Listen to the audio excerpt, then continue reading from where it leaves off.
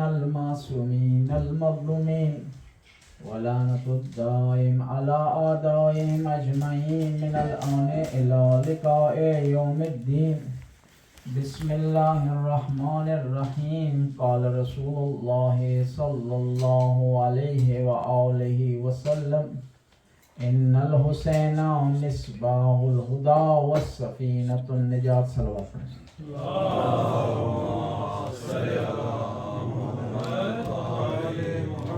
پیغمبر گرامی کا ارشاد ہوتا ہے کہ حسین کشتی نجات ہیں اور ہدایت کا چراغ.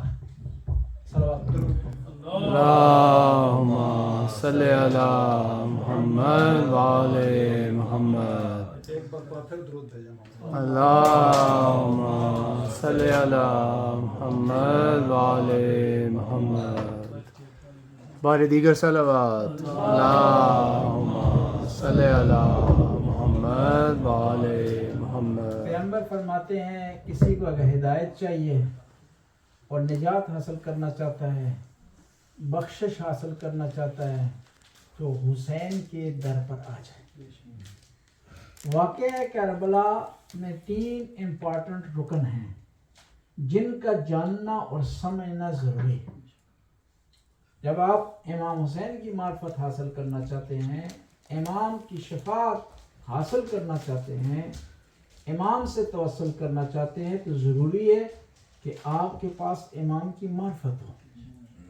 امام حسین علیہ السلام واقعہ کربلا میں اہم رکن ہے. واقعے کو تب آپ سمجھ سکتے ہیں کہ امام حسین کی شخصیت کو آپ سمجھیں. اور ماہرین نفسیات یہ کہتے ہیں کہ کسی شخصیت کو سمجھنا ہو، کسی پرسنالٹی کو جاننا ہو، تو اس کے جاننے کے 5 معیار ہیں. ان میں سے 3 معیار اس کی تربیت، اس کے بچپنے سے متعلق ہیں، اور 2 معیار نتیجے کے طور پر. پہلا معیار یہ ہے کہ وہ آدمی جس کی آپ جانکاری حاصل کرنا چاہتے ہیں، جس کے بارے میں آپ معرفت حاصل کرنا چاہتے ہیں، جس کو آپ جاننا چاہتے ہیں، یہ چیک کریں کہ اس کے آباء و اجداد کس منزلت پر ہیں، کس مقام پر ہیں، کس شان پر فائز. تب آپ کو پتہ چلے گا کہ یہ آدمی کس پرسنالٹی کا مالک ہے. کیونکہ انسان خوبیاں اور خامیاں آباء و اجداد سے وراثت میں لیتا ہے. آپ ڈاکٹر کے پاس جاتے ہیں، کسی بیماری کا اظہار کرتے ہیں، تو سب سے پہلے سوال ڈاکٹر کا یہ ہوتا ہے کہ یہ بیماری کیا آپ کے والدین میں کسی ایک کو تو نہیں ہے، آپ کے کسی رشتہ دار کو تو نہیں ہے.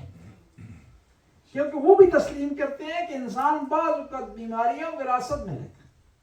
مثلا آپ لے لیں، کئی لوگ ایسے ہیں کھانا ان کا بہترین ہے، ورزش باقاعدہ کرتے ہیں، سٹریس اور ٹینشن بھی نہیں لیتے، پھر بھی ان کو ہارٹ کی بیماری رہتی ہے. ڈاکٹر کہتے ہیں کیوں ہو رہی ہے؟ کیونکہ اس کے والد یا اس کے بزرگ کسی کو یہ بیماری تھی. جس طرح بیماریاں انسان وراثت میں لیتا ہے، اسی طرح خوبیاں بھی وراثت میں لیتا ہے. جس طرح روحانی بیماریاں انسان وراثت میں لیتا ہے، اس طرح جسمانی بیماری میں وراثت میں لیتا ہے. اور امام حسین کی وراثت کے بارے میں اگر آپ نے جاننا ہو تو نانا خاتم الانبیاء ہے. امام حسین کی وراثت کے بارے میں جاننا ہو تو ماں جنت کی خواتین کے سردار ہے. امام حسین کی وراثت کے بارے میں جاننا ہو تو بابا علی مرتضی، وہ علی ہیں جن کے بارے میں پیغمبر ارشاد فرما رہے ہیں: ضربت علی یوم الخندق افضل من عبادت الثقلین، کہ علی کی خندق کے دن کی ضربت ثقلین کی عبادت سے افضل ہے. جس ہستی کی ضربت کا اتنا مقام ہو، اس کی عبادت کا کتنا بڑا مقام ہے. آپ دیکھیں نا، شریعت میں بھی معاشرے میں بھی سمن اور مسمن میں بیلنس ہوتا ہے. لفظ مشکل استعمال کر دیا، اس کو آسان کرتے ہیں. جنس اور اس کی جو قیمت دے رہے ہیں اس میں بیلنس ہوگا، مگر یہ کہ پھر بدھ لگی ہو اس کا معاملہ الگ ہے جی. کیونکہ ہم پاکستانی ڈھونڈتے رہتے پھر بدھ کہاں جی. سمن اور مسمن میں، جنس میں اور قیمت میں بیلنس ہونا چاہیے. 2 کروڑ دیں گے تو 2 کروڑ کی چیز ملے گی، 5 کروڑ دیں تو 5 کروڑ کی چیز ملے گی، 100 کروڑ دیں گے تو 100 کروڑ کی چیز ملے گی. اس میں بیلنس کا ہونا ضروری ہے. سزا اور جزا میں بھی بیلنس ضروری ہے. یہ ہو نہیں سکتا کہ آپ نے ایک چھوٹا سا گناہ کیا آپ کو کیا ہو جائے, عمر قید ہو جائے. جی جس طرح کہا تھا پاکستان میں سارے انہوں نے شیعوں نے لے لیے نشان حیدر, سارے شیعوں نے لے لیے. اب سنیوں کو کوئی نہیں رہا تھا. جواب دیا کسی نے کہ یہ اس کا جواب ہے کہ بعض لوگوں کو کیا ہو جاتی ہے جی, عمر قید ہو جاتی ہے. تو سمن اور مسمس میں بیلنس کا ہونا ضروری ہے.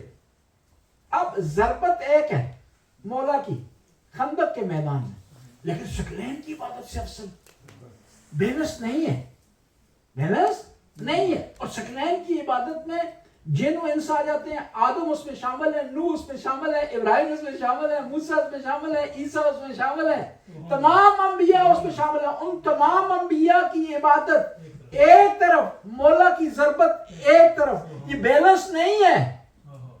جواب دیجیے گا. قرآن نے جواب دیا. قرآن نے کہا کہ یہ شب قدر 1000 راتوں سے افضل ہے. قرآن نے بتا دیا کہ بعض اوقات بیلنس کی ضرورت نہیں ہوتی. اب سوال یہ ہوتا ہے کہ رات ایک ہے, کس طرح ہو سکتا ہے کہ یہ ایک رات 1000 راتوں سے افضل ہو جائے؟ بیلنس نہیں ہے. جواب آئے گا کیونکہ اس رات کو عظمت حاصل ہے, کیونکہ اس رات کو قرآن نازل ہوا. جس رات کو قرآن نازل ہو وہ رات جب 1000 راتوں سے افضل ہو سکتی ہے, اور وہ ضربت جو قرآن کی حفاظت میں لگے, کیا وہ ثقلین کی عبادت سے افضل نہیں ہو سکتی؟ ثقلین کی عبادت سے افضل ہوگی. اس لیے مولا امیر المومنین طبیعت انسان کو ٹھیک کر دیتی. 2 مثالیں دوں گا آپ کو, اور خراب بھی کر دیتی. حضرت نوح کا بیٹا, اس کی وراثت خراب ہے نہیں, یہ خراب ہو گیا. کس وجہ سے؟ ماں کی غلط تربیت کی وجہ سے. قرآن نے کہا انہ لیس من اہلک, کہ اے نبی تیری آل میں سے نہیں ہے. قرآن نے نفی کر دی. دوسری مثال دیتا ہوں. حضرت ابوبکر کا بیٹا ہے محمد. امام علی علیہ السلام ارشاد فرماتے ہیں محمد ابنی من صلب ابی بکر, کہ محمد صلبی لحاظ سے ابوبکر کا بیٹا ہے, لیکن تربیت کے لحاظ سے میرا بیٹا ہے. یعنی کیا وراثت حاوی ہوگی تربیت پر. اور جن لوگوں نے شہید کیا انہوں نے وراثت کو دیکھا یا تربیت کو دیکھا؟ تربیت کو دیکھا جی. اور شیعہ کے ہاں معیار وراثت نہیں ہے, تربیت ہے. اگر وراثت معیار ہوتی تو ابو لہب کا بڑا مقام ہوتا. اگر وراثت معیار ہوتی تو سلمان فارسی کا کوئی مقام نہ ہوتا. اور اتنی اچھی تربیت حاصل کی ہے محمد نے, خلیفہ اول کے بیٹے نے, کہ امام جعفر صادق جیسی کہ مجھے فخر ہے کہ میرے نانا محمد ہیں, کیونکہ آپ کی والدہ بیٹی تھی کس کی؟ قاسم کی. قاسم بیٹے تھے محمد کے, اور محمد بیٹے ہیں خلیفہ اول کے. بس تربیت کا اتنا بڑا اثر ہوتا ہے کہ انسان کی زندگی چینج کر سکتی ہے, اس کی انسان کی زندگی کا نتیجہ چینج کر سکتی ہے, اس کی تقدیر کو جو تبدیل کر سکتی ہے. لیکن تربیت کوئی ٹیکہ نہیں ہے, کوئی گولی نہیں ہے, کوئی پھوک نہیں ہے. وہ خطیب جو مارتا ہے پھوک, اس پھوک مارنے تربیت ہو جائے گی جی, شوف شوف کرتے ہیں نہیں. آپ نے کوشش کرنی, اس کے لیے اسٹرگل کرنی, اس کے لیے ٹائم دینا ہے, اس کے لیے آپ نے پریکٹیکل کر کے دکھانا ہے. آپ خود نماز نہ پڑھیں تو بیٹے سے توقع نہ کریں کہ وہ نماز پڑھیں, کیونکہ آپ جس طرح کرتے ہیں بیٹا اس کی نقل اتارنے کی کوشش کرتا ہے. حتیٰ بعض کا بچے چھوٹے ہوتے ہیں وہ آپ کے جوتے پہننے کی کوشش کرتے ہیں, ان کے سائز کے نہیں ہوتے, کیونکہ چاہتے ہیں وہ آپ کو کاپی کریں. حتیٰ بعض کا آپ مذاق سے کوئی بات کر رہے تھے وہ اس کو سچ سمجھ رہے تھے. حتیٰ بعض کو سستی میں کوئی آپ کام کرتے ہیں تو اس کو زندگی کا وہ ایسا سمجھتے ہیں. آپ خود عمل کریں گے, پریکٹیکل کریں گے, بچے سیکھیں گے. کل کوئی ایسا نہ ہو قیامت کے دن امام حسین کہیں کہ تو خود تو عزادار بنا, میری مجلسوں میں آتا رہا, میرے لیے گریہ کرتا رہا, میرے لیے عزاداری کرتا رہا, لیکن تو نے اپنی اولاد کو یہ نہیں سکھایا, اس کو اس راستے پر کیوں نہیں لایا. اور عزاداری کا بہت بڑا مقام ہے, بہت بڑی منزلت ہے. ایک آدمی نے خواب میں دیکھا حبیب ابن مظاہر کو, امام کے ساتھی پیارے ساتھی جن کو کوفے سے امام حسین نے بلایا، جن کو امام نے مس کیا ہے کربلا میں، جی کسی کو مس نہیں کرتے تھے، بھیج رہے تھے لوگوں کو، لیکن ان کو مس کر رہے تھے، ان کو بلایا ہے امام حسین۔ خواب میں دیکھا، کہا حبیب ابن مظاہر تم جنت میں ہے، امام حسین کے گھر کے قریب تیرا گھر ہے، امام کی خدمت میں حاضر ہوتا ہے، صبح شام زیارت کرتا ہے امام کی پیاری پیاری باتیں سنتا ہے، کوئی حسرت رہ گئی تیری کوئی آرزو ہے؟ کہا میری صرف ایک آرزو ہے کہ خدا مجھے دنیا میں بھیجے تو میں دنیا میں جا کر ابا عبداللہ الحسین کی یادگاری کر سکوں، سینہ زنی کر سکوں۔ اتنا بڑا مقام، بہت بڑے آیت اللہ تھے، آیت اللہ بروجردی، امام خمینی کے استاد، حوزہ علمیہ قوم کے مؤسس، فاؤنڈر، اور بڑی انہوں نے کتابیں لکھی ہیں۔ کہتے ہیں خواب میں دیکھا میں نے کہ محشر کا میدان لگا ہوا ہے، حساب کے لیے کھڑے ہیں سارے لوگ، اور وہ سختی کا عالم ہے، وہاں سارے لوگ گریہ کر رہے ہوں گے، صرف وہ آنکھ گریہ سے محفوظ رہے گی جس نے دنیا میں امام حسین کے لیے گریہ۔ سارے لائن میں کھڑے ہیں، حساب کتاب دے رہے ہیں، بڑے بڑے لوگ گھبرا رہے ہیں، کیوں عدل کا میدان ہے، عدل کریں تو تھر تھر کم میں اونچیاں شانہ والے، جی بڑے بڑے لوگ گھبرا جائیں گے۔ آپ بعض لوگوں کو متقی سمجھ رہے ہوں گے، وہاں پریشان کھڑے ہوں گے، وہاں کوئی دوست آپ کے کام نہیں آئے گا، وہاں ساتھی آپ کا کام نہیں آئے گا، پیسہ آپ کا کام نہیں آئے گا، پراپرٹی آپ کی کام نہیں آئے گی۔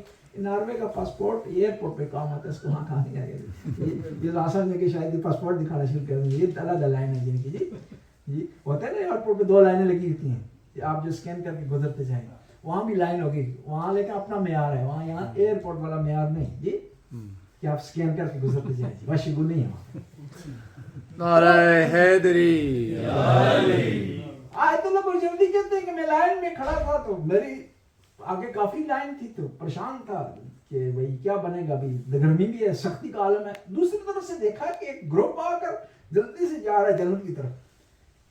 پاکستان میں ہر جگہ اس طرح ہوتا ہے، کچھ لوگ لائن میں کھڑے ہو اس طرف سے بغیر لائن کے جو وہ بھی توڑ دیتے ہیں لائن، ہے نا، کہ کون کہتے ہیں بیوقوف ہے لائن میں کھڑا ہوا ہے، ادھر سے معاملہ آسانی سے حل ہو رہا ہے، یہ خواہ مخواہ جو ہے خرچہ کر رہا ہے، یہاں پر اپروول منگوا رہا ہے، جی ڈائریکٹ ویزا کیوں نہیں مل رہا ہے عراق کے، جی صلوات پر ایمان واس۔ اللہم صلی علی محمد وعلی محمد۔ آیت اللہ برجردی کہتے ہیں لائن میں کھڑا تھا، اس طرح سے آواز آئی کہ گروپ گزر رہا ہے جنت کی طرف جا رہا ہے، میں نے فوراً کوشش کی کہ سلپ ہو جاؤں، لائن چھوڑی اس طرف سے، کون کھڑا رہے گا، اور باری آنے کے بعد پتہ نہیں کیا ہوگا، جی جا سکے گے نہیں جا سکے، 3-4 گھنٹے آج کے الفاظ استعمال کرنے کے بعد پھر نتیجے کا کوئی بھی علم نہیں۔ میں نے بھی کوشش کی اس جو گروپ جا رہا ہے اس کے ساتھ مل جاؤں تاکہ اس میں رل مل کے آگے مسئلہ حل ہو جائے، وہ خون مال کے شہید بن جائیں، جی تو آگے بڑھا تو مجھے فرشتوں نے روک دیا کہ برجردی اپنی لائن میں واپس چلے جاؤ، جی کہنے لگا یہ کیوں جا رہے ہیں بغیر، کہا یہ ماتمیوں کا گروپ ہے، یہ حسین کے عزاداروں کا گروپ ہے، ان کو لائن کی ضرورت نہیں ہے، تمہیں ضرورت ہے کھڑا حساب دو اپنا، ایک مجتہد مرجع وہ حساب دے رہے ہیں، لیکن ماتمیوں کے لیے حساب نہیں ہے، لیکن بشرط ہے کہ ماتمی کے اندر بھی خلوص ہو، یہ مشکلات برداشت کی ہیں، اب تیری آسانی کا وقت ہے، میں تجھے آزاد کرتا ہوں۔ کہا یا ابن رسول اللہ، کیا آپ پسند نہیں کرتے کہ میرا خون آپ کے خون کے ساتھ مل جائے اور میرے بدن سے خوشبو جاری ہو جائے، میرا چہرہ سفید ہو جائے؟ امام نے کہا کہ نہیں، میں تمہیں اجازت نہیں دے سکتا ہوں۔ جب یہ کہا نا تو رونا شروع کر دیا، امام کے پاؤں میں گر گیا، امام نے اٹھایا سینے سے لگایا، کہتے ہیں امام نے جس سینے سے لگایا اس کو اجازت دی، کہتے ہیں میدان کی طرف روانہ ہوا، اس نے بڑھ بڑھ کر حملے کیے، ظلم ظالموں نے چاروں طرف سے اس کو گھیرے میں لیا، کوئی تیر مار رہا تھا، کوئی تلوار چلا رہا تھا، جسے کچھ نہیں مل رہا تھا نا، وہ کربلا کی ریت اٹھا کر جون کی طرف پھینک رہا تھا۔ جون جب گھوڑے کی زین سے زمین پر آیا نا، جو بھی شہید گھوڑے کی زین سے گرتا تھا آواز کے دیتا تھا، مدد کے لیے پکارتا تھا۔ جون نے مدد کے لیے نہیں پکارا، پتا تھا کہ حسین خستہ ہے، تھک گئے ہیں، پیاسے ہیں۔ کہا اے ابا عبداللہ، جون کا آخری سلام قبول کرے۔ یہ کہنا تھا امام مقام کی طرح جون کے جنازے پر پہنچے۔ گود کو سر میں لے سر کو گود میں لینے کی کوشش کی. جیسے ہی گود میں لیتے ہیں جون اپنے سر کو نیچے گرا دیتے ہیں. کہا جون کیا کر رہا ہے؟ کہا آپ میں اس قابل نہیں ہوں کہ میرا سر آپ کی گود میں رہے. کہتے ہیں پھر امام نے گود میں لیا. جون نے رونا شروع کر دیا. کہا جون کیوں رو رہا ہے؟ کہا مولا آپ کے لیے رو رہا ہوں. میں گھوڑے سے گرا ہوں, آپ آئے, نوازش کی, آپ نے میرے سر کو اپنی گود میں لے لیا. تھوڑی دیر بعد آپ بھی گھوڑے کی زید سے گریں گے. کوئی نہیں ہے جو آپ کے سر کو اپنی گود میں لے. پھر امام نے پتہ کیا وَذَا خَدُّ وَلَا خَدِّ. 2 جنازے ایسے میدان کربلا جن پر امام نے ایک عجیب انداز سے پیار کیا ہے. ایک شہزادہ علی اکبر کا جنازہ ہے, ایک جون کا ہے. امام حسین نے اپنے رخساروں کو جون کی رخساروں پر رکھا اور کیا کہا, اللہم ابیض وجہہ وطیب ریحہ. خدایا اس کے بدن سے خوشبو جاری کر دے اور اس کے چہرے کو سفید کر دے اور اسے ابرار کے ساتھ معشور فرما.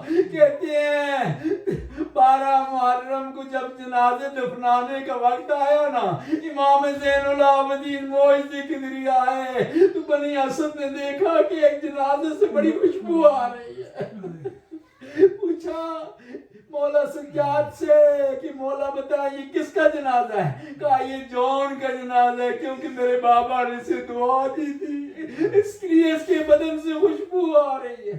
اللہ لعنت اللہ قوم الظالمین. فسيعلم الذين ينقلبون ينقلبون. خدا اس گھر میں اپنی برکات کا نزول فرما, فرد کو صحت سلامتی عطا فرما, ڈاکٹر صاحب کی توفیقات میں اضافہ فرما, ان کے والد گرامی کی مغفرت فرما, ان کے سسر محترم کی مغفرت فرما, ان کی قبروں کو منور فرما, ان کے درجات کو بلند فرما. یا اللہ حاضرین کی توفیقات میں اضافہ فرما, جو مریض ہیں شفائے کاملہ وعائلہ عطا, تنگ دستوں کی تنگ دستی کو برطرف فرما, بے روزگار افراد کو بے عزت روزگار عطا فرما. یا اللہ جو آل بیت کے محب ہیں جہاں کہیں انہیں اپنے حفظ و امان میں رکھ, انہیں ظالم کے ظلم سے محفوظ فرما, اشرار کے شر سے محفوظ فرما. خدایا تو غفور رحیم, زمانے کے امام کے ظہور میں تعجیل فرما, ہمیں امام کے انصار میں سے قرار دے. ربنا آتنا فی الدنیا حسنہ وفی الآخرۃ حسنہ وقنا عذاب النار. ماتم حسین یا حسین.